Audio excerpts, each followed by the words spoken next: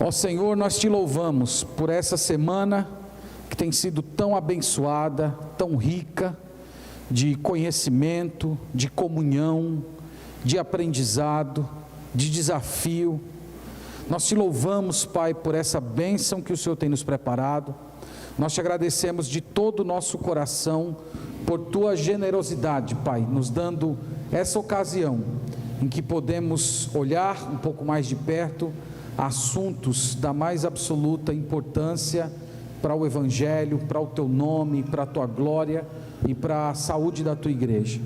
Nós desde já louvamos ao Senhor pelo pastor Carlos Alberto, pela disposição dele em estar conosco, pela dedicação dele no estudo da tua palavra e também no conhecimento desse assunto que tanto tem nos abençoado. Nós louvamos a Deus pela vida desse irmão e pedimos que o Senhor o abençoe com saúde, com graça, com crescimento, com conhecimento de Cristo e com o poder do Espírito Santo para ele continuar desempenhando o seu ministério com excelência. Nós agradecemos por tudo, pedimos a tua bênção para essa noite, suplicamos que o Senhor nos conceda um bom momento de comunhão, de alegria, de aprendizado diante de ti, é a nossa oração no nome de Jesus, amém. Amém. O pastor Carlos Alberto está com uma palavra para dar continuidade às suas exposições a respeito da nova crítica textual. Deus abençoe. Pastor, Deus abençoe.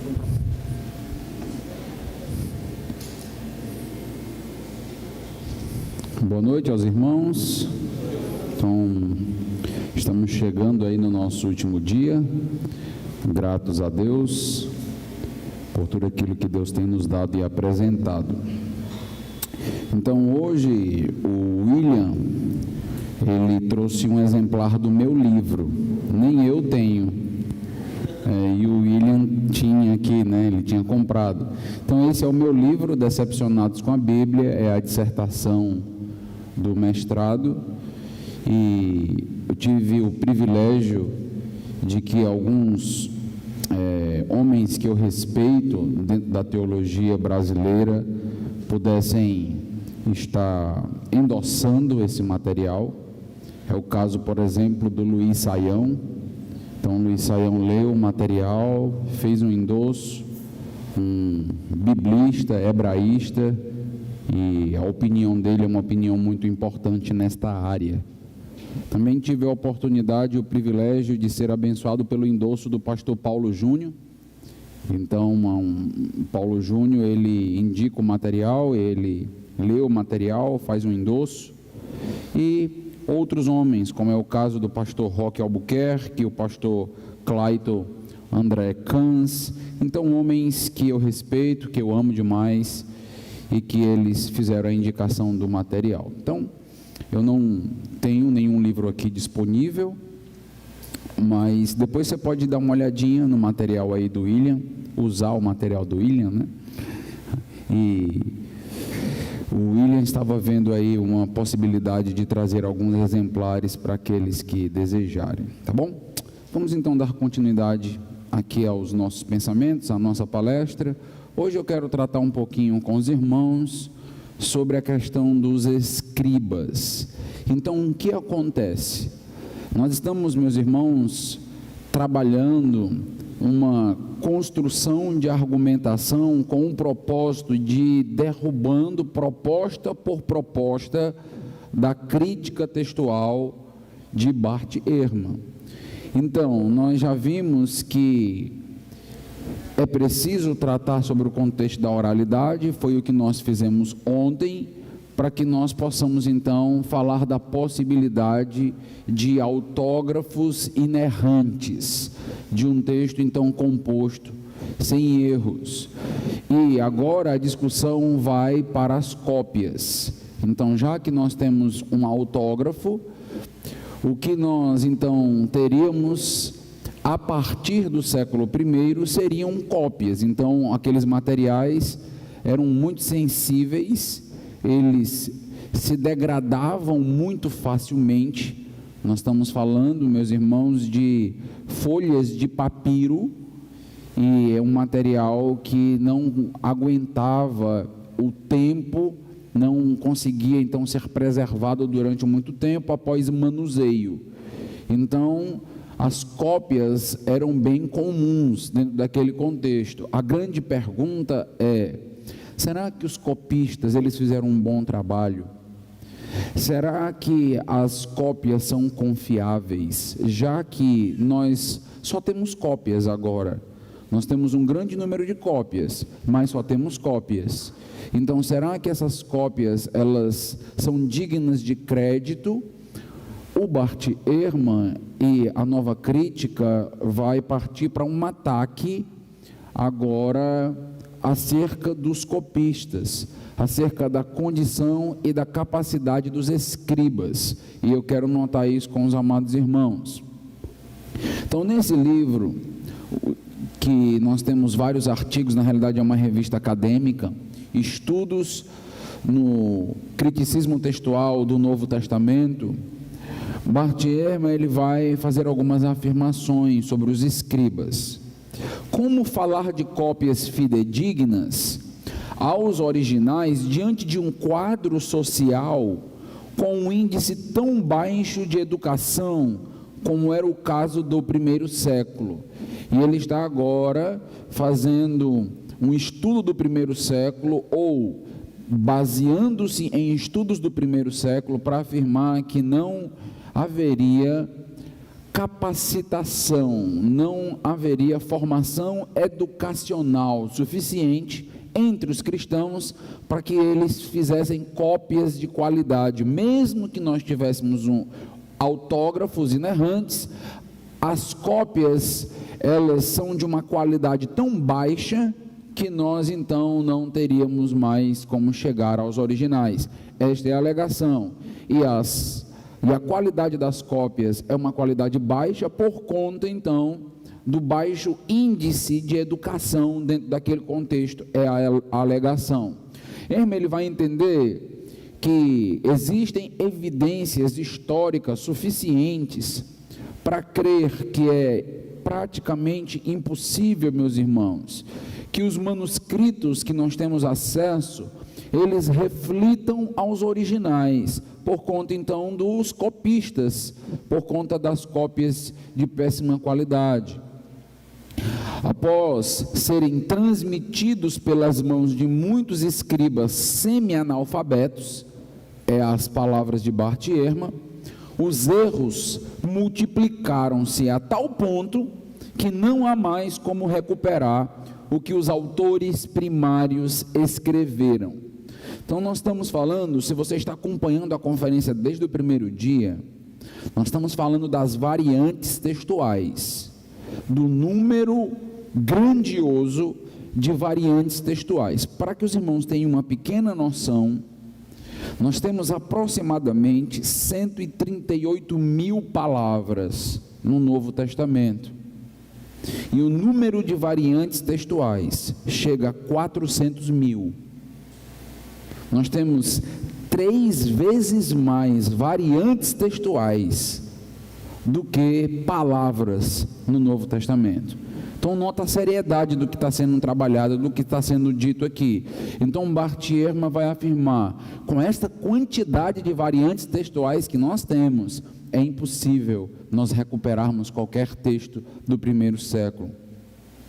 O Ehrman vai afirmar que há razões para pensar que o índice de pessoas que podiam ler textos e entender o que aqueles textos diziam era um grupo muito seletivo, era um índice muito baixo dentro da sociedade romana, e as taxas de analfabetismo seriam ainda maiores entre os cristãos. Então a taxa de analfabetismo no primeiro século era algo grandioso, e Ehrman afirma que se nós fizermos um recorte apenas na comunidade cristã, a situação ainda piora e muito. É a proposta dele, e isto dificultaria exatamente a reprodução, dificultaria as cópias que nós temos. Ou seja, em outras palavras, não adianta ter 5.800 manuscritos se todos eles são cheios de erros. É isso que ele está dizendo. Então, se você resolve o problema da transmissão oral, você agora tem um problema da transmissão escrita, você tem um problema agora dos manuscritos e das variantes. Então você nota que é saindo de fogo e caindo em labareda, como nós gostamos de dizer lá no Ceará. Então, Irmã vai dizer que facilmente pode ser constatado por cristãos, especialmente nos primórdios do movimento, que eles provinham em sua maioria das classes baixas. Então ele está agora fazendo uma afirmação dentro do contexto do primeiro século, a maioria advinha da classe baixa. Por conta disso ele chega à conclusão de que a maioria era também analfabeta. Os cristãos eram predominantemente provenientes das fileiras dos analfabetos. Agora ele vai muito direto e ele afirma, e isso estendia-se até mesmo aos próprios apóstolos de Jesus.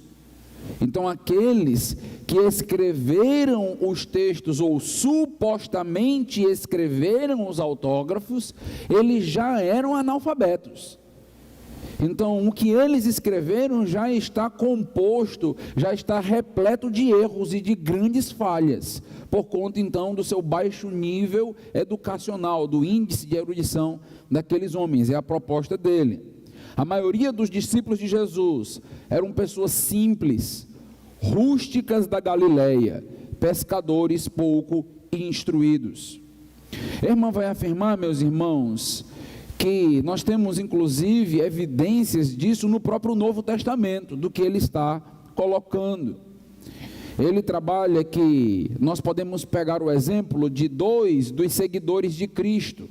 2 desses seguidores foram claramente reconhecidos como analfabetos no livro de Atos, capítulo 4, versículo 13.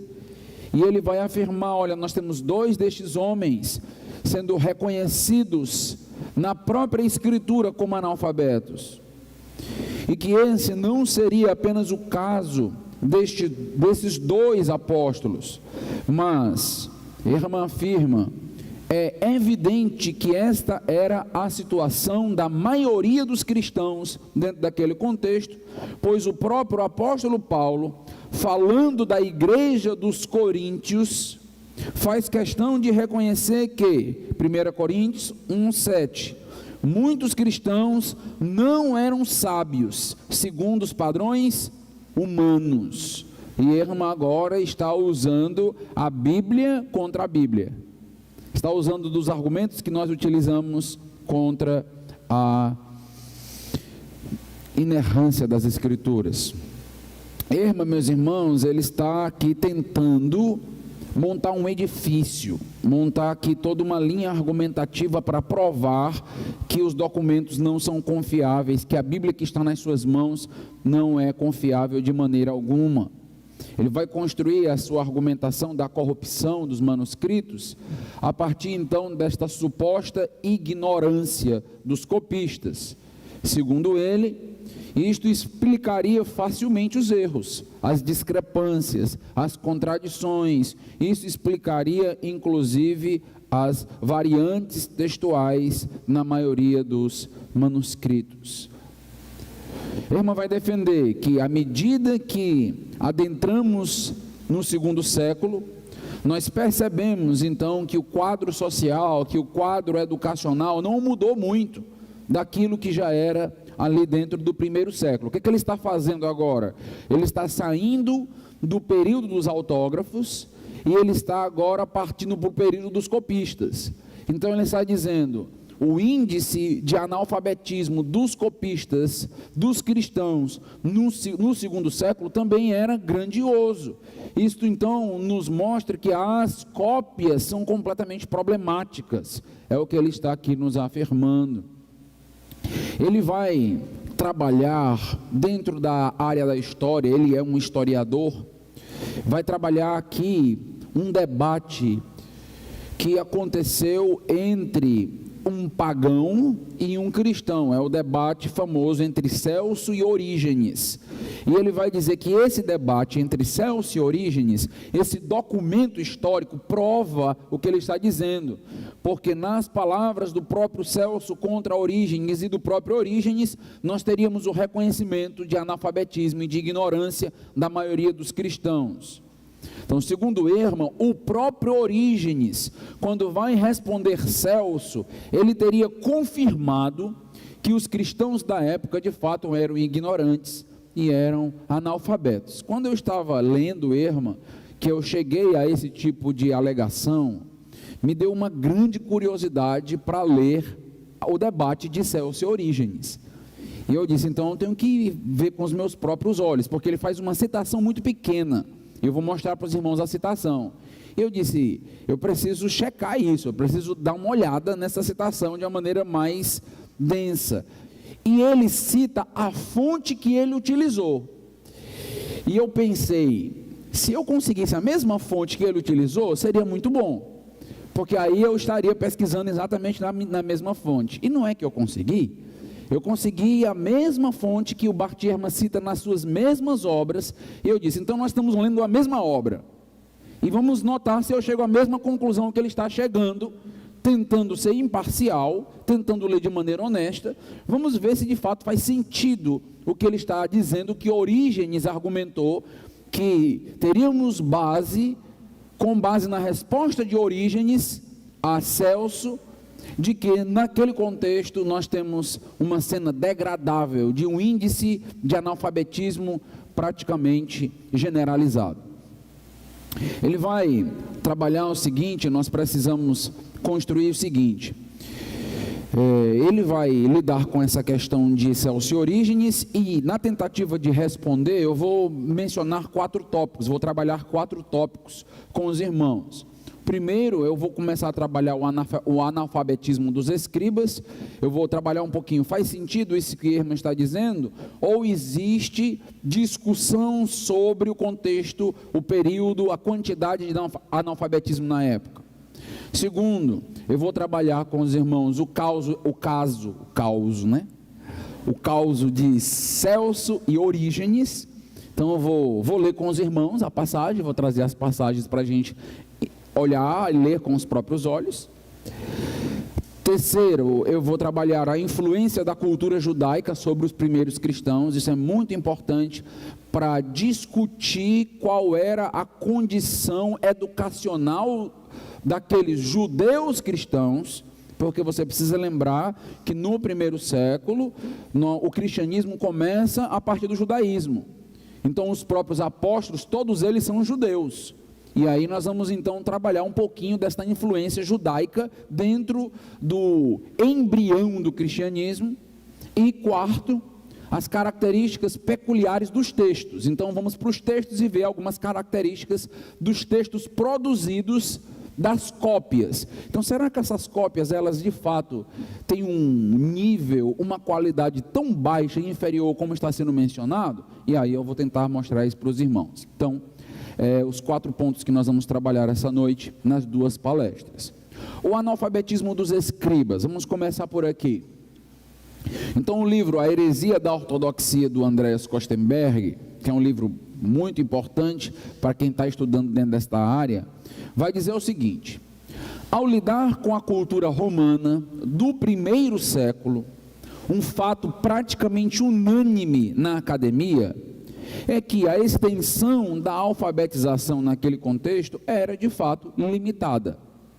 Em termos de percentual, talvez no máximo 10 a 15% da sociedade tivesse condição de ler e escrever. Isso é um dado, isso é fato.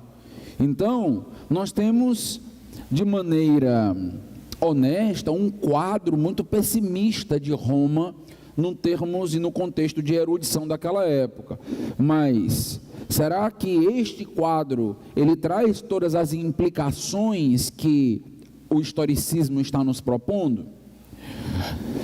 No livro Decepcionados com a Bíblia eu escrevo o seguinte: mesmo que o cristianismo representasse uma amostra típica dos vários segmentos daquela sociedade, fazendo um recorte do cristianismo e fazendo um recorte da cultura romana da época, comparando, fazendo analogia, mesmo que houvesse motivos plausíveis para que nós não criássemos um cenário completamente diferente do cristianismo, do contexto da época. Mesmo acontecendo isso, esses dados mostram que a comunidade cristã era inculta e incapaz de reproduzir com fidelidade seus documentos importantes, como o Ehrman propõe. Será que é isso? Esse tipo de afirmação, meus irmãos, de Bart Ehrman e do criticismo, ela é absurda, e eu estou querendo mostrar e provar isso. Quanto defender que não haveria erudição entre os romanos, por conta do baixo índice educacional da sociedade em geral. Então, olha o que o Ehrman está dizendo, que nós não teríamos, dentro daquele contexto, primeiro ou segundo século, cristãos que tivessem a condição de reproduzir com fidelidade os textos por causa do baixo índice educacional da época. Ok. Então, o que falar, meus irmãos, de todo um contexto de erudição romana daquela época? Porque até hoje, você quando fala de Roma, apesar do índice de 10 a 15%, os maiores filósofos e as maiores mentes estão ali, estão dentro daquele contexto. As maiores escolas, elas reverberaram dentro daquele contexto e produziram grandes mentes. E nós nos perguntamos, quer dizer que existe erudição entre os romanos? Existe condição tal entre os romanos de produzirem livros que influenciam a cultura até hoje, como é o caso dos materiais que nós temos de Platão e de todos os outros que vêm, o caso do próprio material dos historiadores da época, o próprio material de Joséfo, o próprio material de todos os pais da igreja, que até hoje ainda é material utilizado, e o material dos filósofos dentro daquele contexto. Então vamos jogar tudo fora, não só o cristianismo.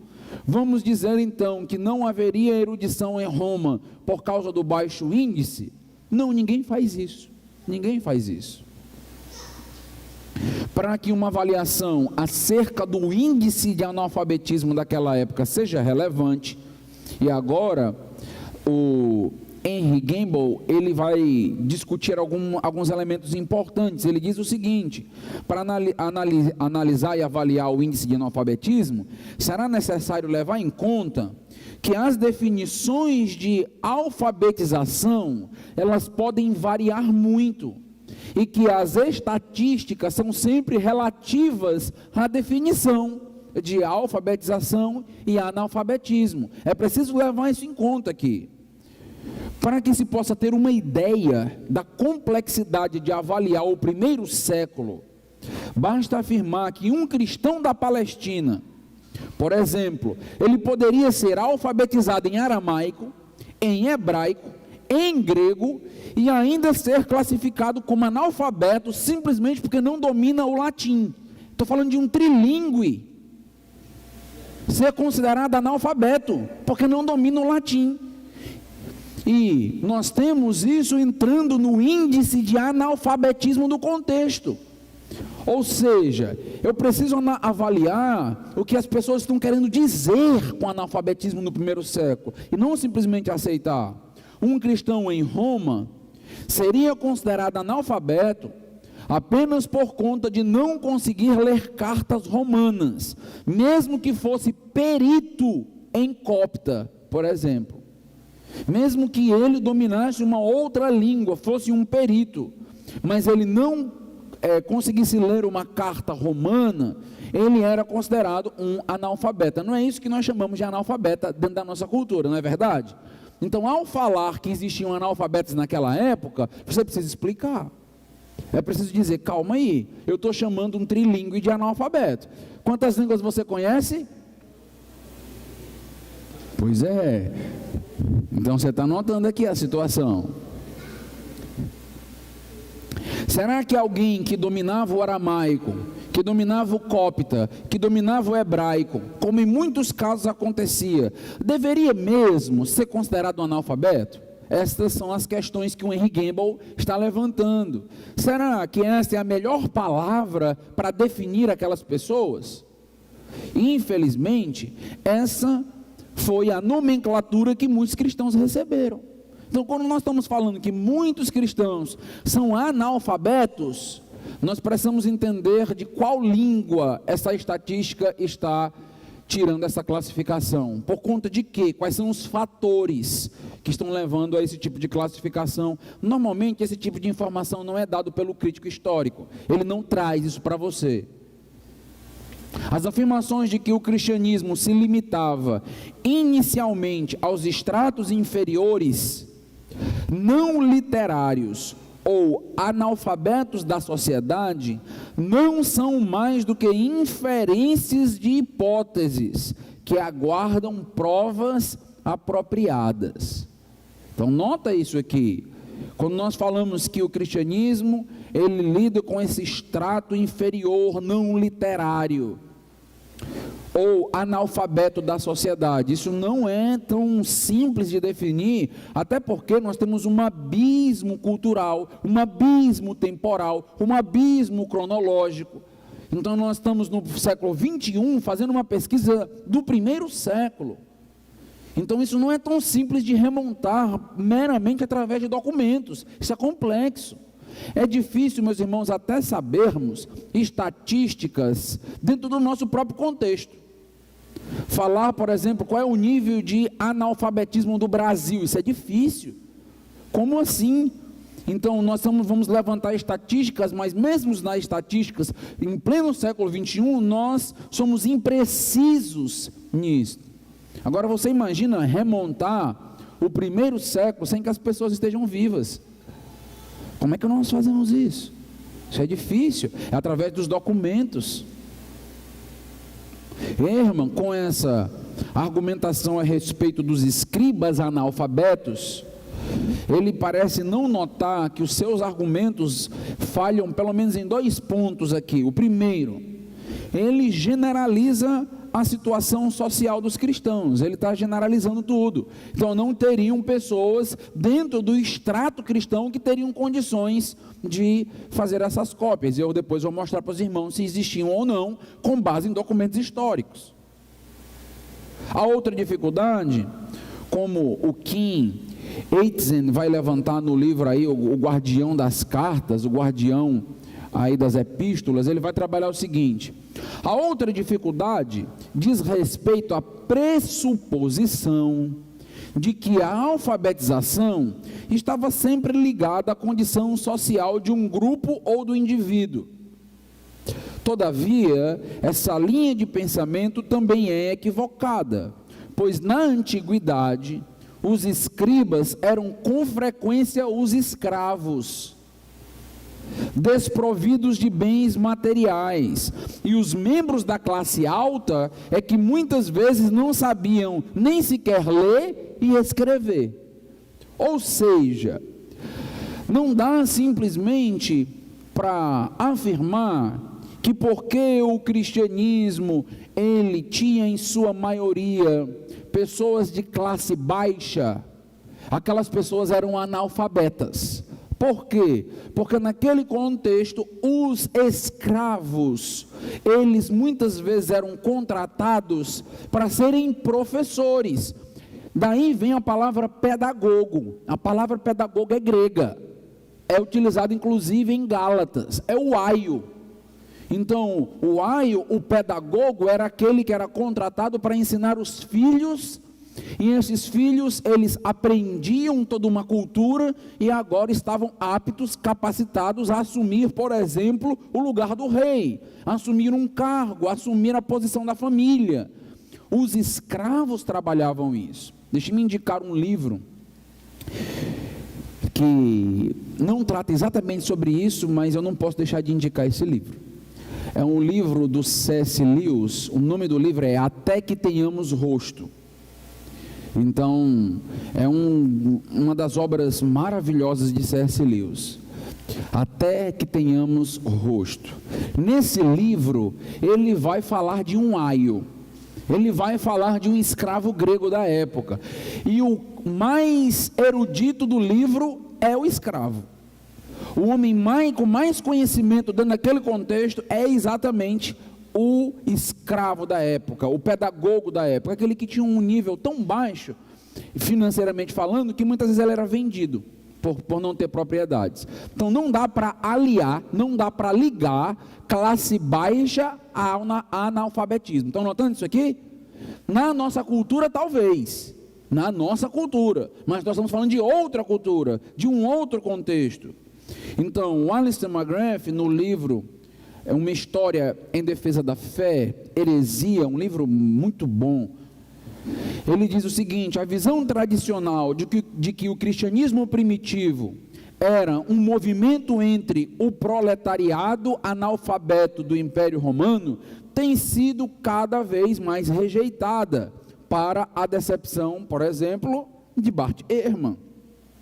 Isto porque discursos como o de Luciano de Samosata, escritor do século II, têm ganhado uma posição de destaque nesta discussão. Então tem se levantado cada vez mais pesquisas e amostras daquele contexto, justamente contrariando a tese de que nós não teríamos teóricos, não teríamos ali, dentro do extrato cristão, pessoas capacitadas para reproduzir os autógrafos. Então isso tem caído por terra cada vez mais. O Luciano de Samosata, ele vai afirmar o seguinte, que uma das características mais distintivas dos cristãos era uma propensão para escrever e interpretar livros. Ok, segundo século depois de Cristo, o que é que os cristãos faziam? Qual era uma das suas propensões? E ele diz: escrever e interpretar livros. O cristianismo, para ele, contrariando todo o pensamento agora da nova crítica, era uma comunidade textual. Meus irmãos, nós estamos falando de um documento histórico, cuja vida e crenças eram moldadas pelos textos. Em outras palavras, o cristianismo é reconhecido ainda no segundo século como um grupo de pessoas dos textos que leem e se esmeram na interpretação. Isso vai de encontro a tudo aquilo que nós acabamos de notar nas alegações de Ehrman. Estudos do círculo social, vai dizer o Henry Gamble, na igreja primitiva, demonstram que, especialmente nas áreas urbanas, o cristianismo atraiu uma grande diversidade social de adeptos, representando uma seção transversal da sociedade romana. Ou seja, não dá para vincular o cristianismo simplesmente às classes mais baixas. O cristianismo, dentro daquele contexto, ele está imerso, ou está repleto, melhor dizendo, de várias classes sociais, de classes altas, classe média, usando essa linguagem que nós conhecemos, e de classe baixa. Então, o Henry Gamble vai dizer que existiu uma grande diversidade social dentro do cristianismo, e mesmo se nós estivermos falando apenas da classe baixa econômica, isso não significa analfabetismo dentro daquele contexto. Embora, certamente, o Henry Gamble vai dizer, incluísse muitas pessoas com níveis socioeconômicos mais baixos, isso é fato, não era de forma alguma um movimento proletário, ou um movimento do proletariado, aí usando toda a linguagem de Karl Marx, mas na realidade um grupo diferenciado, de quadro geral da sociedade romana. Então nota o que está acontecendo aqui. O Bart Ehrman afirma que dentro da cultura do primeiro século, nós temos um percentual bem pequeno, um índice bem pequeno de pessoas alfabetizadas. Já discutimos que precisamos pensar sobre o que se quer dizer com alfabetização. Primeiro ponto da discussão. Segundo, o que ele vai estar trabalhando é que o Bart Ehrman afirma que dentro do contexto romano, o cristianismo ainda estava abaixo do índice geral da sociedade. O Henry Gamble está dizendo o contrário. Ele está dizendo outra coisa. Ele está dizendo que era um grupo diferenciado do quadro geral da sociedade romana, pois pode-se concluir que tanto os estratos mais altos quanto os mais baixos da sociedade estavam ausentes. Então ele está trabalhando agora, você não tinha pessoas extremamente influentes e ricas do contexto, mas também você não tinha pessoas completamente miseráveis. Esse não era o quadro geral do cristianismo, se nós fôssemos remontar o quadro. Deve-se defender com tranquilidade que membros mais típicos dos grupos cristãos eram artesãos livres e pequenos comerciantes. O cristianismo, de maneira geral, era composto por isso. Alguns dos quais já tinham atingido certo nível, a ponto de, inclusive, possuírem propriedades, tais como casas e escravos. Então, nós temos dentro daquele contexto, cristãos que possuem escravos, possuem casas, são comerciantes, e até mesmo quando nós falamos dos apóstolos de Jesus como pescadores, nós precisamos nos perguntar o que é que nós queremos dizer como pescador, porque a nossa visão é ir para frente da praia com alguém ali com uma vara pegando um peixe, ou então alguém ali lançando uma rede. Não é bem assim. Nós estamos falando de empresas da época, não logicamente com CNPJ e todo esse contexto que nós vivemos, mas quando você está falando daquele contexto, daqueles homens, você está falando de homens influentes dentro daquele contexto, e não simplesmente de qualquer pescador encontrado em qualquer lugar. Não é bem assim. Não foi bem assim, por exemplo, que Jesus encontrou Pedro. Existia todo um artifício, existia todo um sistema, existiam pessoas servindo a eles naquele contexto ali. É muito maior do que simplesmente um analfabeto, pobre pescador. É muito maior do que isso. Parte do argumento de Ehrman sobre a ignorância dos primeiros cristãos, eu escrevo no livro, é baseada nas afirmações de que Pedro e João eram analfabetos, com base lá no texto de Atos 4,13. Aí agora a gente vai para uma discussão exegética com ele, vamos brigar agora na parte do texto grego. Essa alegação advém do uso da palavra agrammatoi.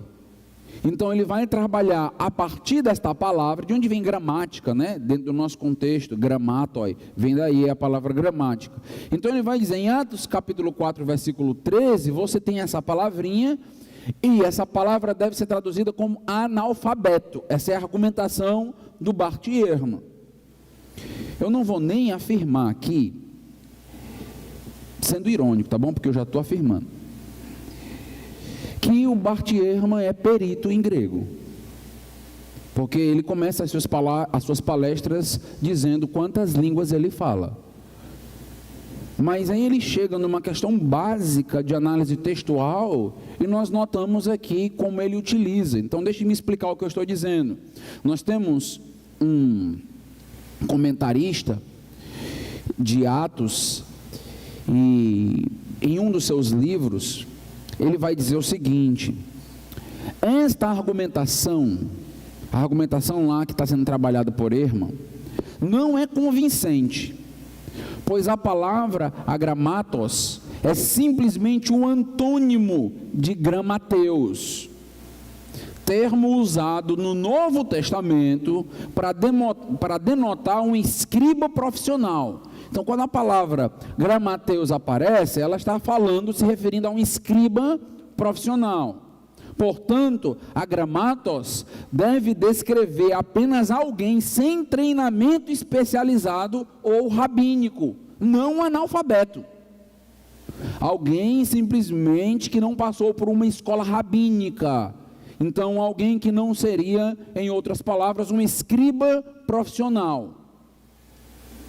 O contexto desta passagem, de Atos 4, o Andreas Kostenberg vai trabalhar, sugere que a melhor tradução do termo grego agrammatoi não é analfabetos, mas simplesmente sem erudição, a saber, com respeito à instrução rabínica formal. Pedro e João estavam diante do conselho judaico, constituído de sacerdotes e escribas, formalmente instruídos. Em Atos 4:5 aparece a palavra grammatós, que era justamente os escribas que eles estavam. E logo na sequência é dito que eles são agramatos, que é justamente, eles não são como os escribas profissionais, mas isso não pode ser traduzido como analfabeto. Não é disso que está trabalhando aqui, não é disso que está sendo dito a partir de Atos 4. Ou seja, essa argumentação a partir da palavra agramatos, dentro do contexto grego, não funciona, é falha, para não dizer que ela está sendo utilizada de maneira intencional. Quando o leitor observa Atos 4:5, emprega o termo gramateis para os escribas, para descrever o conselho judaico. Fica evidente que o autor está fazendo um contraste com este conselho, quando descreve Pedro e João com um termo oposto a gramatói, ou seja, eles não fazem parte do conselho rabínico, eles não fazem parte dos escribas. É isto que está sendo contrastado ali. Então o texto não está querendo dizer que eles não sabem ler ou escrever. Essa não é a proposta do texto.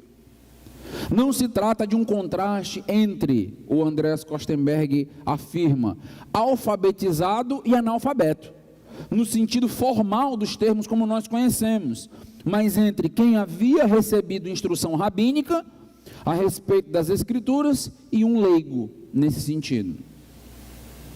Quando nós falamos, só para você ter uma ideia, quando nós falamos de igreja, nós falamos, por exemplo, de pastores formados, ou seja, eles são pastores porque passaram por um seminário, receberam instrução formal, e você já deve ter ouvido falar em algum momento de pastores leigos. Já ouviu falar sobre isso?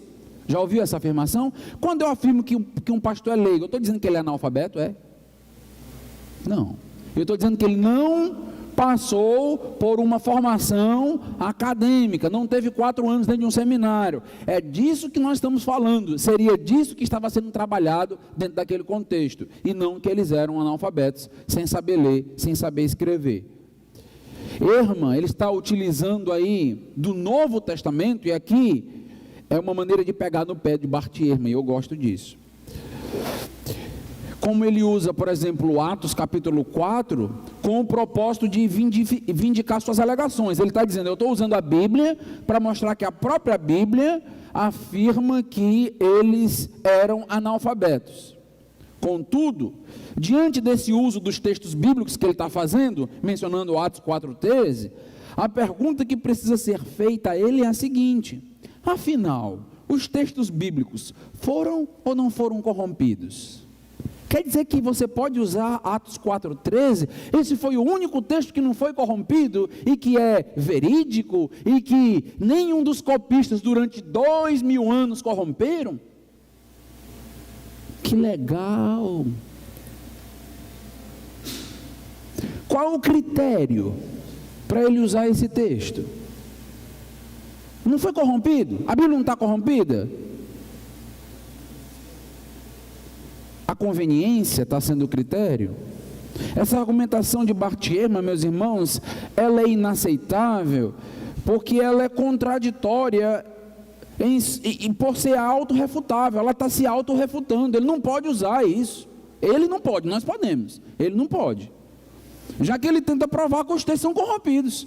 Se o texto é corrompido, procure outra fonte. Essa daqui não funciona. Então, a primeira coisa que eu faria numa conversa com ele, quando ele usasse um texto bíblico, eu disse, esse aí não pode, vamos para outro, vamos para outra coisa, vamos para os pais da igreja, vamos para um historiador, vamos para qualquer outro lugar, mas não use Bíblia contra a Bíblia, porque aí não funciona, né? Aí tem um problema na sua mente com isso. O analfabetismo dos escribas, o caso, não está saindo isso aqui, o caso de Celso e Orígenes. Então deixe-me explicar isso aqui e nós vamos para o intervalo. As palavras que Ehrman se apega naquele debate histórico entre Celso e Orígenes, para defender o alto índice de analfabetismo, são as seguintes: eis a palavra de ordem deles, cristãos, para trás com quem tem cultura, quem tem sabedoria, quem tem discernimento, mas se houver algum ignorante, insensato, inculto, uma criança, que se aproxime. Então Celso está acusando que os cristãos estão em busca apenas dos ignorantes da época. Por quê? Porque eles não teriam condições de ter um debate em alto nível com ninguém, dentro daquele contexto. Então Celso está acusando Orígenes disso. Orígenes vai dar suas respostas. Esse é o livro aqui, de Orígenes contra Celso, do Henry Schaudicke. É esse livro aqui, Schaudicke. Apesar de Ehrman não mencionar as palavras de Celso, e é importante perceber que essas palavras, elas possuem um alto grau de preconceito contra os cristãos. Ele está atacando o cristianismo aqui. Isso é possível notar através, por exemplo, da seguinte descrição: pelo fato de eles próprios admitirem que essas pessoas são dignas de seu Deus, elas mostram que querem e são capazes de convencer apenas os insensatos, desonestos e estúpidos, e apenas escravos, mulheres e crianças. Então, um nível mais baixo dentro daquele contexto. Celso, meus irmãos, não parece estar visando mostrar um quadro meramente estatístico. Ele está fazendo um ataque. A postura dele é de ataque contra Orígenes. E isso vai ficando cada vez mais evidente. Vamos para a resposta de Orígenes a Celso. Então veja o que Orígenes vai dizer: é uma mentira que aqueles que ensinam a palavra divina querem convencer apenas os insensatos, desonestos, estúpidos, escravos, mulheres e crianças pequenas. O Evangelho os chama para torná-los melhores, mas também chama as pessoas muito superiores a elas, porque Cristo é o Salvador de todos os homens, e especialmente dos crentes, seja inteligente ou simples, e Ele é uma propiciação para o Pai pelos nossos pecados, mas não apenas pelos nossos, mas também de todo mundo. O que é que você acha da resposta de Orígenes? Está corroborando com a tese de Ehrman? De jeito nenhum. É possível perceber que Orígenes, ele tenta mostrar que as acusações de Celso são levianas, são mentirosas, são tendenciosas. Essas mesmas críticas deveriam, por exemplo, ser direcionadas aos filósofos da época. Orígenes vai dizer que o cristianismo está fazendo naquele contexto o mesmo que os filósofos também estavam fazendo. Preste atenção, então, nas palavras de Orígenes aqui. Até mesmo os filósofos desejariam reunir tantas pessoas para ouvir suas palavras de exortação. Em particular, alguns dos cínicos fizeram isso, conversando com as pessoas em público. Será que as pessoas afirmariam então que esses filósofos, que não reúnem os chamados educados da sociedade, mas chamam os homens dos cantos das ruas para reunir-se e ouvir, são como aqueles cristãos que exibem seus truques nos mercados e vão implorando? No entanto, nem Celso, nem qualquer outro fazem culpados tais homens, que por motivos filantrópicos, como parece, lançam seus ensinamentos a pessoas comuns. O que ele está afirmando? O cristianismo está em busca de todas as pessoas. A filosofia da época também.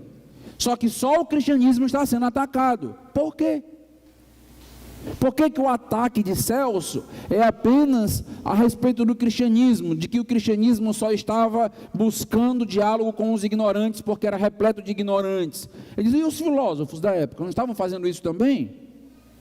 Orígenes continua: é fato que os filósofos que conversam em público não selecionam seus ouvintes, eles tratam simplesmente como qualquer interessados em ouvi-los. Eu também posso dizer isso em resposta ao argumento de Celso. Os filósofos não chamam adolescentes para ouvi-los? E eles não exortam os jovens a abandonar uma vida má por coisas melhores? Eles não querem que os escravos estudem filosofia? Ou devemos criticar os filósofos por encorajar os escravos a buscar a virtude, como fez aí Pitágoras, Zalmóric, Zenão e Perseu? Eles fizeram isso. O cristianismo não está fazendo nada que qualquer outro sistema que deseje ensinar não tenha feito. Então critique Pitágoras, critique Zeneu, critique Perseu, critique todos os filósofos romanos. Ou vocês gregos podem chamar adolescentes, escravos e homens estúpidos para estudar filosofia, enquanto se fizermos isso, nossa ação não surge do amor para com os nossos semelhantes. Embora desejemos curar toda a alma racional pelo tratamento médico do Logos e reconciliá-los para Deus, o Criador de todas as coisas. No entanto, isto é suficiente em resposta aos ataques de Celso, que são abusos e não críticas sérias. Orígenes, ele está se levantando dizendo, não faz sentido o que está sendo argumentado aí, nós não estamos buscando apenas os ignorantes dentro daquele contexto. Os próprios filósofos gregos, eles são descritos por Orígenes exatamente com a mesma postura dos cristãos, com a mesma prática, com os mesmos propósitos. Será que alguém teria coragem de afirmar que as famosas escolas filosóficas eram constituídas apenas de ignorantes e analfabetos? Será que Hermann se arriscaria a fazer isso? Nós não temos visto ele fazer isso. O fato é que Orígenes, meus irmãos, está defendendo que o cristianismo não era um sistema restrito, não era um sistema preconceituoso. Os leigos terem acesso à salvação apenas mostrava que o cristianismo da época não fazia acepção de pessoas. É isso que está acontecendo. Quando de maneira mais específica Orígenes tratou a respeito do conhecimento dos cristãos, porque ele vai tratar disso nesse debate, ele afirmou que eles não possuíam o conhecimento produzido pelos filósofos, mas isso não significa que eles eram analfabetos, incapazes de ler e escrever. Orígenes não pensava assim. Como sabemos, note a citação de Orígenes. Celso diz que essas pessoas a quem ele nos compara, os homens que exibem suas fraudes nos lugares de mercado e imploram, nunca entrarão em uma reunião de homens inteligentes, nem se atreverão a revelar suas nobres crenças na sua presença. Mas sempre que vêm adolescentes, uma multidão de escravos e uma companhia de tolos, então eles se mostram. Ou seja, os cristãos da época não têm condições, não têm inteligência suficiente para convencer alguém que tem um mínimo de erudição, um mínimo de instrução. Eles só querem conversar com os escravos. Veja o que Orígenes está dizendo. Aqui, ele está simplesmente derramando abusos contra nós, abusos sobre nós, como as mulheres nos cantos das ruas, cujo único objetivo é falar mal dos outros, fofoqueira.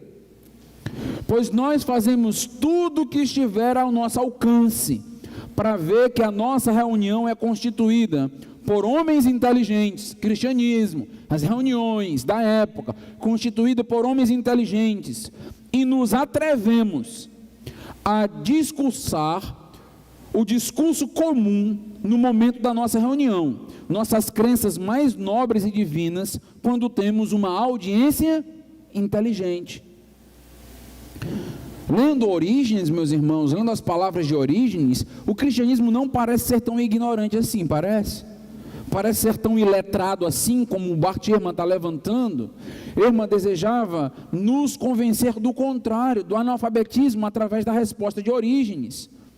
Observe ainda as últimas palavras de Orígenes, descrevendo o cristianismo da sua época.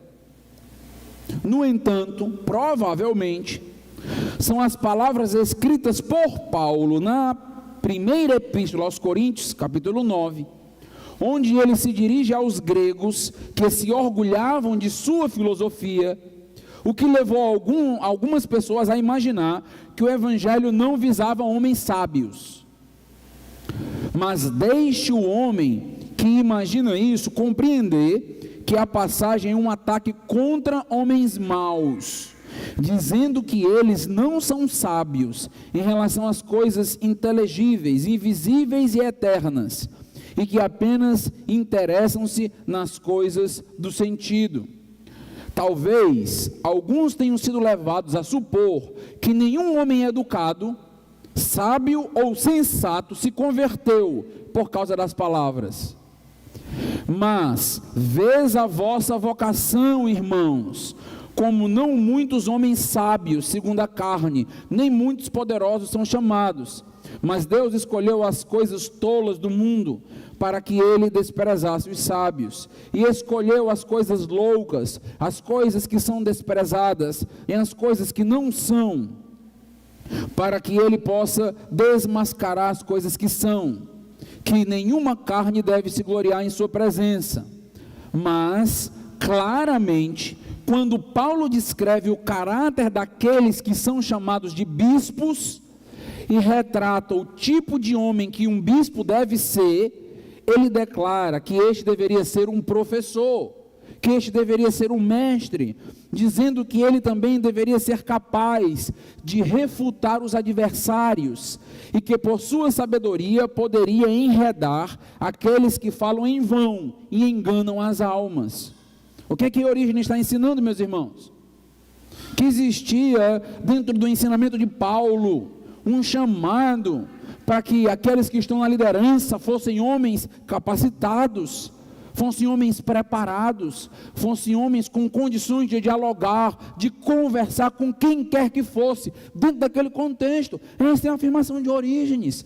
Como nós podemos dizer que não existiam homens capacitados dentro daquele contexto? O próprio Orígenes é um.